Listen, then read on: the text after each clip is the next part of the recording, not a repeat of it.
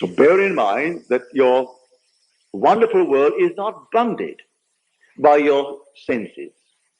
You perceive far, far more than your sense, no matter how acute it is, could discover. Your senses can't discover what now you're capable of assuming that you are. Your senses dictate what reason will allow.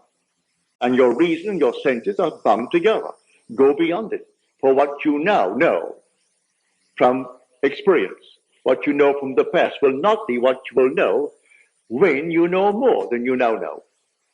But having done it and proven it, I know more than I did when I was bounded by my senses. When I couldn't get out of a certain island on time to meet a commitment in Milwaukee, I knew what I did in the Army. I simply applied the identical thing, and I got out.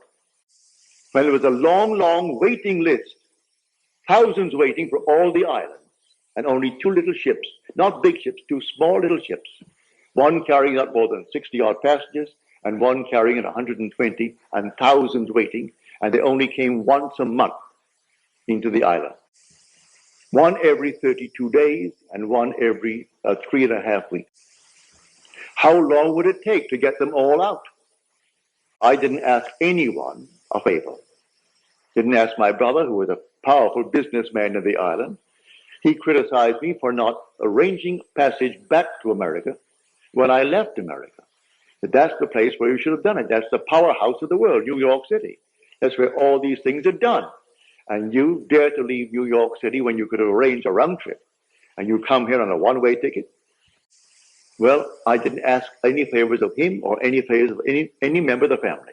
I simply did exactly what I did in the Army.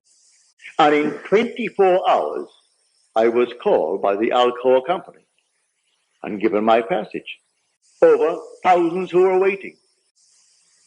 This is my concern, why she did it, or why someone else didn't get it in preference to mine. My name was down at the very bottom. I wasn't at the top. I'm at the bottom of the list. It isn't my concern.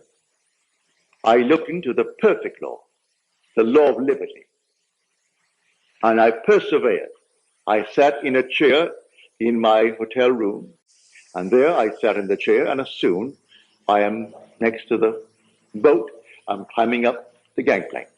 That's before we had a deep water harbor.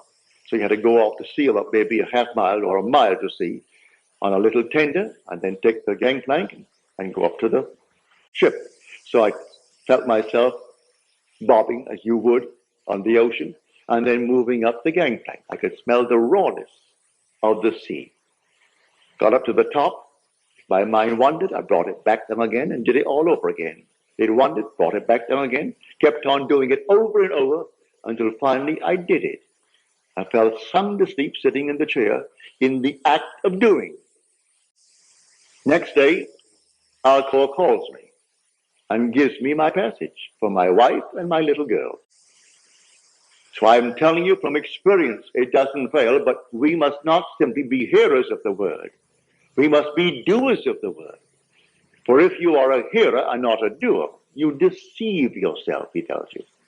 For we are the operant power. This law doesn't operate itself.